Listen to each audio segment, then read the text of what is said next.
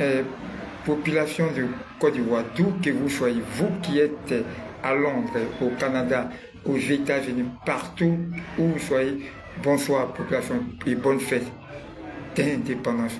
En prélude à cette veille de fête d'indépendance, nous allons d'abord, je m'incline sous la dépouille mortelle de mon frère Serge Tola, que son âme repose en paix, qu'Allah, que le Seigneur lui pardonne toutes ses fautes, que Dieu l'agrège dans son janat, dans son paradis, dans son janat Fidaos. Et aujourd'hui, ça fait 2 ans que, je dis bien, ça fait 2 ans que le coq avait arrêté de chanter en 2023. Les chiens n'aboyaient plus et les rideaux se sont déchirés car le président Henri Konan Bédié nous quitta il y a 2 années. Et c'est en cela que ayons une pensée pieuse pour le président Bédié, pour tout ce qu'il a fait pour la Côte d'Ivoire, que Dieu lui pardonne toutes ses fautes. De Dimbokro, avec le président Alassane Ouattara, le président Bédié est un frère du président Ouattara. De Dimbokro, où le président Bédié, jadis Bellurette, fut ami au grand frère Gausso Ouattara du président Ouattara. Ils ont étudié les deux en France, à Poitiers, France. Et c'est ainsi que le président Bédié, étant ambassadeur à Washington, a hébergé son petit frère, le président Ouattara. Il y a une consanguinité qui liait le président Bédié au président Ouattara. Et cette consanguinité était inextricable. Chère population, ouvrez bien les paupières des différents. Partagez ce direct à travers la planète pour ceux qui savent lire entre les deux. Je salue Aminata Ndiaye des États-Unis qui me suit. Je salue Fatou Sidibé de Los Angeles.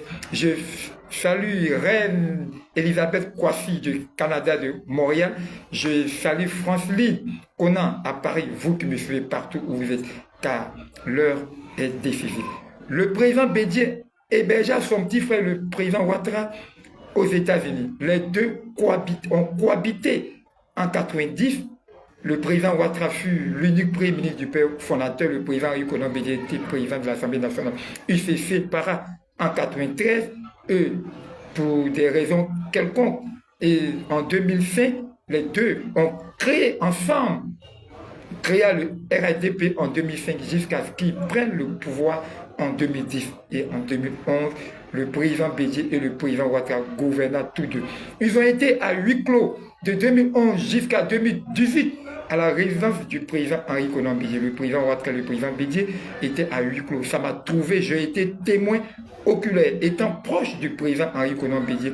Tous les huis clos m'a trouvé à l'arrivée au sein de la résidence du président Henri Konan Bédié. Les proches du président Bédié, en l'occurrence, Parfait Yapi qui gérait tous les comptes du président Bédié, Jean-Claude Idri qui était chef protocole du président Ouattara et du président Bédié, et Franck Oufoué qui était considéré comme le fils adoptif n'avait pas droit au bureau. Tous les ministres étaient à la résidence du président, mais dans la grande salle. L'aide de camp du président Henri Konan Bédié, le colonel Adjoumani, n'avait pas accès à la grande salle. L'aide de camp du président Ouattara, le capitaine, le commandant Diarasouba, pareillement n'avait pas accès. Même leur épouse, maman Henriette Konan Bédié et la première dame Dominique Ouattara, aucun ministre n'a pu déchiffrer, n'a pu entendre, comprendre le huis clos. Le président Bédié est mort avec ce secret. Alassane garde le secret du huis clos en eux. Ce qui s'est passé, mais tout ce qu'on peut retenir, c'est que les présidents Henri Konan Bédié, feu les présidents Bédié et Ouattara, ont encouragé les députés à aller voter, à faire promulguer le nouveau projet de loi de 2007. La constitution fut votée. Une constitution, le peuple doit la lire, analyser, comprendre et statuer.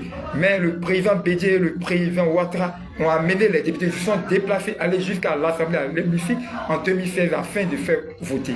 Ils n'avaient pas la même campagne référendaire, car la campagne du PDCI pour le projet de loi de la constitution 2007, ça dit qu'ils avaient pour campagne que le PDCI allait revenir au pouvoir.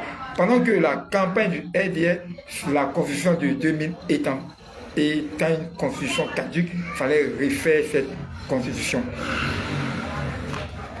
Ouaga Obou, qui était le président des experts, à mettre plusieurs fois, s'est rendu à la résidence du président Bédié afin de retoucher la constitution jusqu'à ce que la constitution soit promulguée. Pareil pour le président Ouattara. Population. Donc personne ne peut déchiffrer ce huis clos qu'il y a eu entre les présidents Bédié et Ouattara. Le président Bédié est mort avec le huis clos qu'il y a eu entre eux. Nul ne sait ce qu'ils se sont dit. Personne. Et le président Ouattara garde toujours. Mais il faudrait rendre hommage au président Alassane Ouattara pour tout ce qu'il a fait pour notre cher pays. En cette veille d'indépendance, nous devons prier pour le président, nous devons lui rendre un grand hommage. Car le président Ouattara sauva la Côte d'Ivoire pour la première fois en 1990, où tous les sécurocrates du père fondateur ont abandonné le président Oufoué avec le système Ali Baba et les 40 voleurs. Alassane avait une gestion drastique, car il y avait le marasme économique. L'économie qui était en déliquescence, la Côte d'Ivoire qui était à Volou, Alassane a pu sauver le père fondateur des humiliations, le président Ouattara. Tout le monde a pris la peau d'escamper, toutes les personnalités. Alassane sauva ce pays avec le système Marshall, le plan AFR. Pareillement, Alassane encore a redonné l'espoir au peuple de Côte d'Ivoire car il sauva la Côte d'Ivoire en 2010. Et aujourd'hui, grâce au président Ouattara, la Côte d'Ivoire est en train de prendre le chemin vers une émergence tant voulue. Mes chères populations, ouvrons bien les paupières discernement. En tant qu'archiviste, moi Kalitoula, en tant que documentaliste, en tant que réaliste, en tant que conférencier, analyste politique et influenceur sur les réseaux sociaux, nous avons pour devoir d'éclairer le peuple. Nous sommes le porte-étendard de toute la population de Côte d'Ivoire. Nous devons dire rien que la vérité aujourd'hui. Il faudrait que il y a 3 facteurs qui font que les chefs d'État se maintiennent au pouvoir. Chère population, d'abord, il y a les facteurs sociologiques, il y a les enjeux économiques et l'entourage, et il y a les facteurs politiques, chère population. Mais des premiers facteurs, des facteurs sociologiques, car il y a d'abord la stabilité du pays qui font que les chefs d'État se maintiennent au pouvoir. D'abord, par le défi de contrôle, les facteurs psychologiques, le défi de contrôle du pouvoir, car les chefs d'État ayant le pouvoir totalitaire veulent toujours être au pouvoir, ont l'envie de façon ardente de monopoliser le pouvoir de façon indéterminée. C'est ce qui pousse les chefs d'État, souvent certains chefs d'État, à rester au pouvoir. Il y a la peur de perdre le pouvoir, il y a une peur, il y a une crainte. Car quand un chef d'État n'est plus à la tête de sa nation, il y a les comptes qui sont gelés, il y a peut-être des emprisonnements après le pouvoir. Ça effraie les présidents, ça fait que la psychose du pays, il y a un déclic qui fait que ces présidents-là ont peur de céder le pouvoir généralement. Et il y a l'habitude de commander, je dis bien des facteurs psychologiques, l'habitude de pouvoir commander. C'est-à-dire que les gardes-corps, le cortège présidentiel, les avantages que le président a, que la maison est suivie, le chef d'État ne paye rien, tout et tout, l'influence, les élos, les hommages, la cartographie, quand le chef d'État n'est plus à la tête de ce pays, il perd tous ces avantages. Et c'est ainsi qu'il y a certains chefs d'État qui ont peur de donner le pouvoir. Il y a les enjeux, les deuxièmes facteurs, chère population, qui font que les chefs d'État s'éternisent au pouvoir. Il y a les enjeux économiques, c'est-à-dire que le président, dès l'accession au pouvoir du chef d'État, le chef d'État construit des stades, il a construit des hôpitaux, le pays, il y a le bitumage, le bitume partout de la partie septentrionale au sud de l'Est à l'Ouest, des universités ont été faites, construites, et le président veut stabiliser le pays, craint après lui. Donc, ça, en même temps, il y a les enjeux économiques qui font que le président, ce n'est pas facile pour un président l'exercice du pouvoir généralement de céder le pouvoir. Il y a l'entourage qui influe sur la gestion du président. Quand je parle de l'entourage, il y a les proches collaborateurs du président. Les proches collaborateurs, il y a la famille qui a une ascendance aussi qui influe sur le pouvoir. Il y a les grands lobbies étrangers, il y a les parrains étrangers, il y a l'Occident, il y a les grands bailleurs de fonds aussi qui influent, qui poussent le président à rester au pouvoir pour sauvegarder leurs intérêts. Donc il y a ces facteurs-là, il y a l'entourage, il y a les enjeux économiques.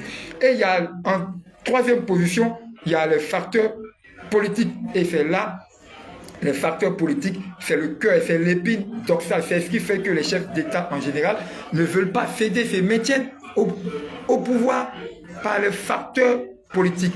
La première chose des facteurs politiques qu'il faut comprendre, c'est la stabilité du pays, le problème de stabilité. Dès la prise du pouvoir, exemple du président Ouattara, le pays est stable, le pays est sécurisé, le pays est en paix. Si aujourd'hui, grand nombre, le nombre exponentiel, vous qui me suivez, si vous partez dans les maquis, c'est parce qu'il y a la paix. Si vous allez prier à l'église, à la mosquée, c'est parce que le pays est en paix. Si vous partez manger dans les restaurants hyper, c'est-à-dire que la nuit du Saigon, au Vallon, la Gorge d'Or, vous partez au Grand Large, à Biétry, la Gorge d'Or, en zone 4, vous partez au Mont Parnasse en zone 4, vous allez au Happy House, au plateau, c'est parce que le pays est sécurisé. Et c'est là que le problème de stabilité est un problème crucial. Ça maintient généralement le président à la tête mais du pays. Il y a l'opposition politique, car une opposition montante, une opposition déterminée. Vous voyez en Côte d'Ivoire tel que Tidjam Tia et Laurent Gbagbo sont sur l'escarcelle politique. Donc vraiment le président Ouattara crée. Donc c'est en cela aussi, l'opposition politique étant déterminée, ça pousse le président à rester, à se maintenir aussi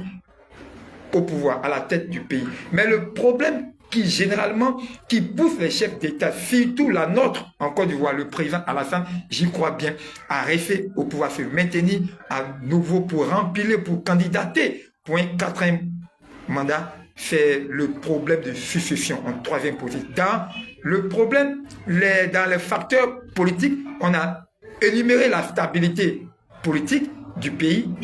La stabilité politique du pays le plus stable. 2, on a énuméré l'opposition politique montante, Tidjam Tia, Laurent Gbagbo. Et en troisième position, on a énuméré, c'est-à-dire que le problème de succession. Le problème de succession est crucial, est fragile. Alassane, le président Ouattara étant capitaine du navire Ivoire, émergent gagnant, qui possède le navire à 32 millions de population. Le père fondateur, n'oublions pas, ouvrons bien les paupières du discernement. Le père fondateur, le président Houphouët, a confié les clés du navire à 2 héritiers hors normes exceptionnels, les présidents Alassane et feu le président Henri Konan Bédié. Mais malheureusement, le président Bédié a perdu les clés du navire émergent Niek, navire Ivoire émergent. Le président Ouattara a conservé les clés du navire. C'est là que le président Henri Konan Bédié a perdu, lui, ses clés. Pendant que le président Ouattara conserve les clés, le président Alassane est en même temps le capitaine du navire, il est le commandant de bord, il est le mécanicien du navire, et il est tout pour le navire, le gardien du navire. Alassane, étant pilote tout du navire, le navire en plein milieu de mer, Alassane va-t-il laisser le navire et quitter? Point d'interrogation. Le navire est en plein milieu maritime, chère population. Ouvrons bien les paupières du discernement. Est-ce que le président Ouattara peut laisser ce navire, abandonner le navire en plein milieu de mer? Le navire contient 32 millions de population, chère population de Côte d'Ivoire. Ouvrons bien les paupières du discernement. Alassane, même s'il est fatigué, il a l'intention, il avait formé un apprenti pilote, mais malheureusement, Amadou Gon n'y est plus. Aujourd'hui, rassasiés qui sont ceux qui sont au sein du navire, ceux qui sont pressentis être des successeurs, des susceptibles, qui sont susceptibles